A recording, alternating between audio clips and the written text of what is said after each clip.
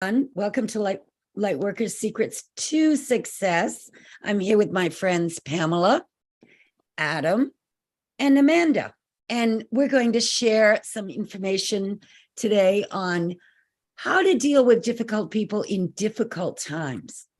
Because there's an awful lot going on planet Earth right now, probably more than we've seen in a long, long time, as far as the way we relate to each other. Things that we're looking at that seem very, very crazy, problematic. I mean, you know what's going on. It's all a lot of chaos out there. So we are dealing with our friends and family and people that come into our experience. And it can be difficult if we don't have something in our toolbox when things come up that might press our buttons or trigger us. So I spend a lot of time thinking about this because being a life coach and a person who likes to teach people how to manifest and do these amazing things, you need to be in that love vibration, that frequency that is unconditional love in order to better yourself. Because if you're pointing the finger at other people all the time, there's three fingers pointing back to you when you point that finger. And that's not going to do you any good. It's like poisoning yourself, because we are a reflection of our thoughts and our emotions and our feelings. That's what's manifesting outwardly in our appearance, our bodies, our health, our mental states. So we don't want to get caught up in trying to figure out how to deal with negative people that trigger us all the time. And I think a lot of people are learning they kind of have to just keep their distance, and it takes some people in small doses now that they used to be able to play with more frequently, because there's a lot of people that just don't get along. But what I'm being told, we the light workers, and we are light workers, secrets to success, we need to prepare ourselves, because there's going to be a lot of disclosure in the next few weeks. There's going to be a lot of information coming out that people have not been privy to, because we're headed for an election. We're headed for all kinds of things, even globally, that are life-changing and planet-changing. So those of us that are awake need to be aware that we may see some people get really upset or crazy or psychotic because they won't be able to handle some of the stuff they start hearing. That's what I keep hearing from some of the best truthers out there. So it's good to be centered. It's good to know that you don't have to let the bad energy of other people affect you. If you can keep yourself centered and spend time every day meditating, praying, whatever your practice is, in order to keep yourself centered and in the flow, so that you're not going to be as affected as some of the people that, just watch CNN every day are going to be, because there's going to be a lot of revelations. We know that. We're living in that time. We came here to be here at this time. It's probably the greatest shift in consciousness that we've ever seen on the planet. That's what I'm being told, because we are moving into a higher frequency. And in order to do that, we're going to go through some growing pains and some chaos. So what are your guys' thoughts on that? I totally agree. And, and it's like, that's one of the things as a theta healer, that when I work with people, when I first work with them, some of the first core beliefs I give them is the download of, I know what it feels like to receive unconditional love. Because most people in this human life that we're living have no clue exactly what it is, what unconditional love actually is, for the receiving or the giving end of it. Right? Because even as children, you had that feeling that if you were good, your parents loved you. Right? I remember one of the biggest, I don't want to say disagreements, but one of the biggest things that used to annoy my mom is my girls, when they were little, at the end of the day, when I put them in bed each night, I always gave them hugs and kisses, letting them know that I loved them. And that no matter what they had done during that day, I might have been upset with their choices or their actions, but not with them personally, and that I loved them. And she used to get so upset with me and tell me, you're spoiling them. And it's like, no, I don't want them ever going to bed wondering if they're loved, because that whole piece of, you're not loved for who you are, but what you do, you're just loved. And so many people don't understand that whole piece of unconditional love, and they don't know what it feels like. And so as a theta healer, that's one of the things I really work with people on, just giving them that download of, knowing what it feels like to receive unconditional love, and then knowing how to give unconditional love. Because it's not about like, if you do this for me, then I'll love you. It's about, I just love you because you are who you are, right? And that's a huge thing. That's a good point. And the amazing thing is, children and even adults can have one nasty thing said to them at a certain time, and they can carry that for the rest of their lives. Yeah. And it gets into your subconscious, and then that's what rules you forever. Even if you think you've released it and you healed from that, if it's still there, I call it the stinky thinking. But that was going to bring up another point is when I was learning the emotion code by Dr. Bradley Nelson, they talk about the heart wall, and you can think you love people unconditionally, but some people can't receive it because they have heart walls. So it doesn't matter how much you love them, how much you tell them how beautiful they are, how gorgeous they are, how amazing they are, and how many talents they have. If they don't feel that on the inside, they can't even receive it. That's why the work that we do, all of us here, is so important to be able to release all of that. That's a good point. Yeah. It's so true. I mean, I used to own a modeling agency, where I dealt with these beautiful people, and it didn't mean they felt beautiful just because they were photogenic. I mean, really, it's amazing what our psyches are really about, because it's the programming. So much of it we get in those very early years when we're young. Think about the young women, and I know this isn't, well, I don't know in my awareness if it's that prevalent for men, but like girls that think they're too fat and they're already skinny enough, right? But they think they're fat. So then they purge and they don't eat, and they, and you're like, you're perfect just the way you are. Everybody wants to be, like, I think I'm too big for myself, but there's other people that are bigger than me that would love to be my size, and say, oh, that's the perfect size. I'd love to be that size. But for me, I might say, oh, I'm too big. I need to be smaller, so it's just feeling that, well, how about showing unconditional love to others? But what about if we take it a step, step up and say, hey, how about you show yourself unconditional love? Because it really starts with us. It starts within. Then we know how to show others unconditional love, and you can see them for who they truly are, and not maybe who they're being at that moment. Especially if you're dealing with people that are difficult, you have to come from a place that, like Louise Hay teaches, hurt people, right? So if you're having somebody who's always nasty to you, you just feel sorry, like, gosh, I wonder what happened to them to make them like that, so. Well, and let me ask you guys if you've noticed this. If you're doing what you love, it was real easy for me to accept people that were kind of nasty when I was a crew member, because I'd be going to some exotic city and having a blast, and it would roll off me. I think a lot of people in these times where we've been, stuck in places, have found more friction, because you're not necessarily doing all the time what you're passionate about, which makes it a lot easier to respond to people in a positive way.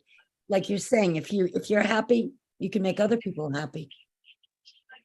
Yeah. Well, I agree, Rebecca, but I also feel that, especially over the last couple of years, because of so much, we all know things have been put in place that divide people. Right. And it's, I think for the first time since the Civil War, you've got brother against brother and father against son that hasn't been in place for a long time. So you've got all this stuff going on within the family itself, because all the things that's been coming through the media and this and that. And so that whole piece there, it's just continually, and now there's all this extra racism stuff and all this stuff that wasn't prevalent, and now there's sexism stuff, and all these things coming. And so you looking at the people who are in, and even in our family, we deal with these people who they have their belief system, right? And we're not in alignment with their belief system because we don't believe in some of the things that they're believing in, medically, politically, whatever. And so if you look at people who are in these same type of situations, and especially ones that their family was their core, Right. That makes it know, hard because they yeah. begin to wonder who can I rely on or turn to or have a good conversation with. It's very isolating when everybody around you seems like a alien. I like to say that, sorry, Adam, I like to say that when you are literally standing by yourself, you are the one that was called, you signed up for the assignment to create the new world, what is supposed to look like in the future. Good point. Yeah. Because doesn't it appear that the ones that have this different point of view and kind of want to be in the higher consciousness, it seems like they're the only ones in the family in so many cases. Mhm. I mean, they're like scattered all over the place, but it's not like they're gathered together in communes like they were in the 60s when the hippies all got together and had their communal living. We're not Mhm. doing that so much today. Yeah. Well, Too much division. I think it's so hard. I had a discussion, and it was more of a debate actually got into where, I was really like, where I don't judge anyone. And they're like, you don't judge a mass murderer or a pedophile. And I'm like, well, that's hard because until you've walked a year in their shoes, it's hard to judge anyone, right? And because you don't know the life that they've gone through, you don't know anything and everything that has happened to them. And so to sit there and judge someone for something that, is someone else's point of view and not your own point of view, it's very, very difficult for me to judge anyone. I really, and, people call me naive, people call me, all sorts of names because of it. However, it's not right for me, it's not right to put someone in that kind of light. And so I really try to stay, and I'm so grateful for Access Consciousness. If you haven't taken a class, I would highly recommend to take a class.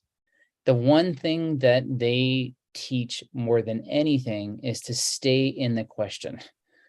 And the more that you can stay into the question, the more conscious you are going to become. You're going to become more aware of all the different surroundings, all the different circumstances that are there. Not that you need to judge it in any way, but you just stay in that consciousness. And think about if we were all able to stay in that consciousness, would that get rid of racism? Probably overnight, if we were all able to do that. Would it get rid of like everything where people are being judged for whatever reason? Would that essentially, by staying into the question, almost overnight get rid of it all? I know the answer is yes. I know that that's the answer. However, there are some deep-rooted issues that goes on and on and on, and it's hard. It's a difficult task to get by. However, I know that everything starts with me, and it can go outwards. And as we start healing everyone and going through this process, and we've been put through a process, let's just say that it's been designed a certain way to pit person against person for thousands of years. And and you can fill in who they are, they have purposely done this to cause pain and suffering so that they can reap the rewards as we're squabbling over whatever it is that we're squabbling about. And I now know that I've let it all go. And I would highly recommend, if you haven't done an Access Bars Consciousness, to do one. I just did another one on Saturday, and it just reminded me of a whole bunch of things. And Dr. Dane was on there, and it's very insightful on a lot of the things that he's talking about. It's also very difficult. I get it, for a lot of people to learn to let go of it, but you do need to let go of that charged energy. Well, you don't need to. You can choose to. It's your choice if you want to do something or not. But anyways, that's just kind of a little bit about how you guys were talking and the different stuff that was going on. That's how I perceive it, how to handle those tough situations. And it's even difficult for me because, I'm obviously dating Amanda, and her two or three of her kids are in active addiction. It's hard for me, who I've never really been addicted to any of those things, or even around people that have, not to be judgmental and to be accepting of kind of where they are with things. Right. Again, I just stay in the question, why are they feeling this way? What's going on with them? How can I be assistance? Right. And not be judging and not any of these things. It's a gift, because when you look at the yin and yang of everything, right, it's hard to look at what's positive with fentanyl. But if you follow energy, there is a side to it. If you look at fentanyl as a bad thing, right? Anyways, I'm just kind of going on, but anyway, that's just kind of the thoughts in my head. And I'm so grateful. Amanda's one son got out of addiction, and sorry if I'm saying this and I shouldn't be, but I can't be more thrilled. And we visited him on Friday, and I just got to tell you, the life is like back in him. Like, you can just see like the difference of him being sober and on drugs, the difference. And it's just, to me, I know that there's hope. I know that there is, all of this can happen. All of this can happen, and it can happen very, very quickly. And it doesn't take a lot for it to happen. Well, if you look at Earth as a classroom, which it appears to be a big classroom, we're in school, and we came here to test ourselves. And, some people test themselves with this, some others with that. One of my biggest tests that I came here to prove to myself is that spiritual healing is real. And I've proven that over and over again with things that came up. And I had these by shifting my thought, I found out, yes, I can have dominion over every cell in my body. And whatever the test is, some seem to be more difficult than others, but they're all difficult because that's what that individual needs to be tested on, and chose to set it up before we came here. So they say, we already knew what we were up against before we incarnated. We knew that we wanted to take certain lessons and master that area of whatever it is we're doing. Yeah.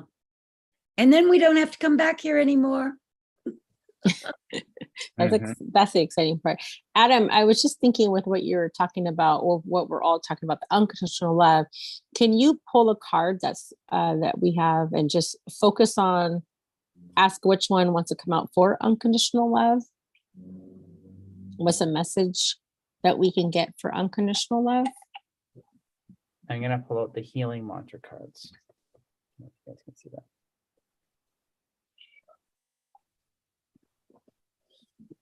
Okay, What was it called? The healing mantra. Oh, healing mantra. Oh, okay. There's so many people too that are having near-death experiences that are coming forward now, talking about, some of the things I just said. This is a classroom. Even when you transition out of this 3D world, it's not bad at all. It's like really cool. And the ones that have done it and come back are able to tell us that there's nothing really to worry about. But the one thing they all say is, you get this life review and you get to see all the little things that you've done and big things, and how the other person that you were doing it to felt at the same time, be it good or bad. which gives you an insight into what you need to work on. But you're not judged by it. It just is what it is. Yeah. Okay, so the card that I pulled is Awakening Inspired Action. And there is only what life is asking of me. Oh, that's cool. So what's Which coming up is for you guys while I read? unconditional love. Yeah. Well, I think we're all here for unconditional love. Mhm. Nice. What's coming up for you, Pamela? Well, it's kind of like I had told somebody the other day when I was talking to him that I was also a light worker, that we are light. And so you're going to attract. And a lot of times what you're attracting is the darkness because it needs a light, right? And so that is even more important for us to be really comfortable with giving that unconditional love. Exactly. Because it's not always pretty or pleasant when you have to hear people's, I mean, I have some friends right now that are very distraught that I try to comfort and calm down because they know a lot, but they're still not at peace with themselves. Mhm. So the definition behind this is there is only what life is asking of me. When you awaken inspired action, you are an open, willing participant in your soul's journey. You are ready, willing, and able to face any feeling or make any necessary change just for the chance to serve the cosmic plan of the universe. When inspired action has been awakened, you radiate higher frequencies of light for the well-being of all. This mantra is ideal for overcoming self-sabotage, resolving boredom, and increasing fulfillment. I like that message because if you're just thinking every day, what can I do to serve my fellow man? What can I do? What can I do? Maybe it's doing a, conversation like we're having, or writing a book, or cooking a cake, whatever you can do to serve your fellow man, you're in the right mindset. Because that's what unconditional love is, thinking about how you can help other people and not just yourself.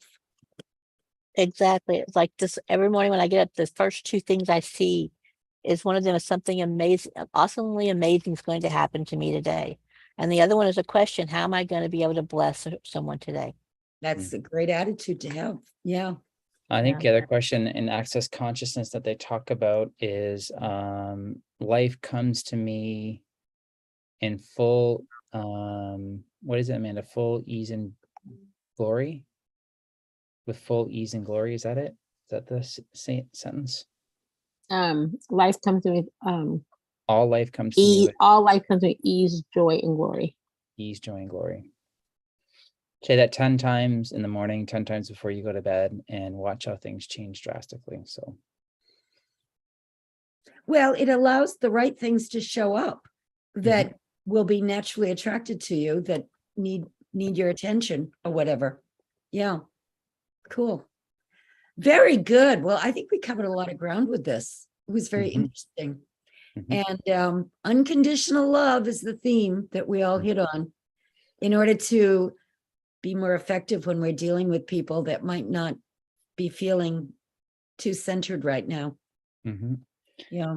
Yeah, you're absolutely right. And it's not an easy thing to do, to have unconditional love, especially when someone is, doing something or something with you're not in agreement with, or they're in total agreement with, and you just don't agree. It's hard to have that unconditional love. It's hard just to say, I just love you. It doesn't matter what's going on, what you're thinking. However, stay in the question. And I find that's the easiest way, and kill them with kindness. So Well, you can always use the Jesus moment too. Someone said this recently. When Jesus was on the cross, he said, Father, forgive them. They know not what they do. mhm, And if that's one way to forgive people, because they really don't know what they're doing anyway. So mhm, how can you get mad at them? exactly. Yeah. Very good. All right, you guys are amazing. Thank you. If you haven't liked and subscribed to our channel yet, do that. If you want to share it with someone, do that. If you got questions, comments, concerns, ideas, anything you'd like us to talk about, talk to us. We're a wealth of knowledge and information. We don't talk about everything on YouTube. So if you like behind the scenes and you want to be part of our tribes, hit us up at globalstrong.io and we talk about other things in there. For now, we'll see